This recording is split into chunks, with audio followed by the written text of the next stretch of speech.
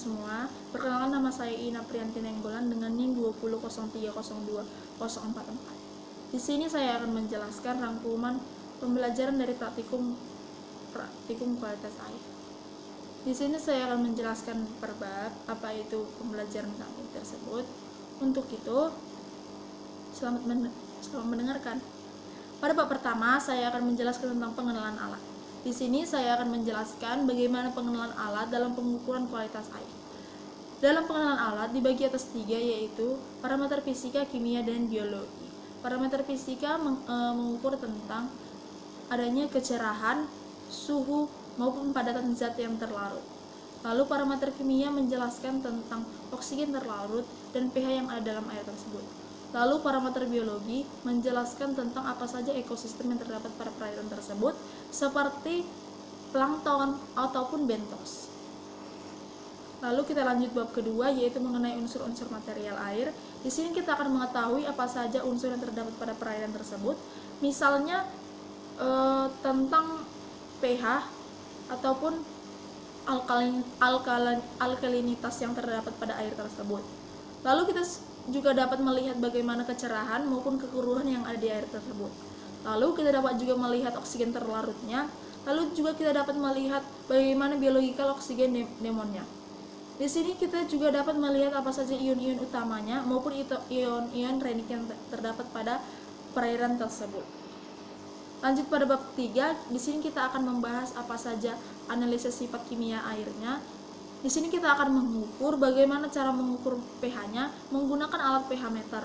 Lalu di sini juga kita akan mengukur oksigen terlarutnya dengan cara metode Wiener.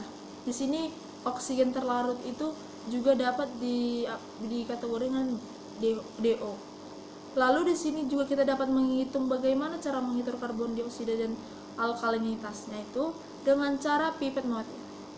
Lalu di sini juga kita dapat menggunakan alat ukur seperti salinitas refraktometer dan diometer juga, yang seperti saya bilang sebelumnya.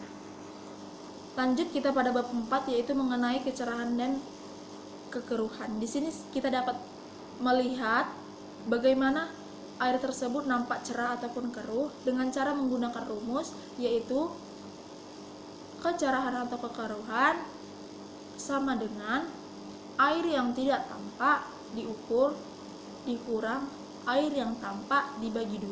Maka hasilnya itu dapat kita kategorikan bahwa perairan tersebut termasuk kategori air yang sehat maupun air yang tidak sehat. Lanjut kita pada materi yang kelima tentang pencemaran air terhadap budidaya ikan. Zaman sekarang air di tempat wilayah kita gampang tercemar dengan adanya aktivitas masyarakat ataupun rumah tangga ataupun aktivitas pabrik yang ada pada wilayah perairan tersebut. Dengan tidak dijaganya kualitas air tersebut, maka pH ataupun oksigen terlarut pada air tersebut akan menurun dan meningkatkan keburukan terhadap kualitas air tersebut. Dari situ, maka kita akan susah memperoleh air bersih dengan banyaknya dan tingginya dari tahun ke tahun tingkat pencemaran air tersebut. Di sini juga kita akan membahas bab 6, yaitu tentang pengaruh pakan terhadap kualitas air. Di sini jika seseorang membudidayakan ikan, maka kita juga harus memperhatikan bagaimana sistem pembudidayaan ikan itu, termasuk cara pemberian pakannya. Karena jika metode kita dalam pemberian pakan ikan terlalu berlebihan, itu mempengaruhi kualitas air tersebut pada ikan tersebut. Jika itu dibiarkan secara terus-menerus, itu juga akan meningkatkan amonia dan fosfat dalam parameter kualitas air yang sangat berbahaya terhadap makhluk hidup, terutama pada budidaya ikan kita tersebut. Yang terakhir, kita akan membahas tentang pemanfaatan air terbuang terhadap budidaya ikan, yaitu pembuatan filter air sederhana. Di sini kita akan menjelaskan bagaimana caranya pembuatan filter air sederhana menggunakan alat-alat sederhana ataupun yang mudah ditemukan. Di sini kita akan melakukan riset tentang pengubahan air yang semulanya keruh menjadi air yang jernih dengan melihat kandungan dengan cara melihat kandungan zat berbahaya ataupun zat logamnya itu terhadap budidaya ikan kita ataupun kita sebagai manusia. Di sini kita akan menggunakan bahan-bahan sederhana seperti arang, pasir, batu kerikil, ataupun menggunakan alatnya seperti botol aqua. Jika kita membudidayakan filter air sederhana melalui hal kecil, maka kita akan mengurangi dampak dari bahaya dari pencemaran air tersebut.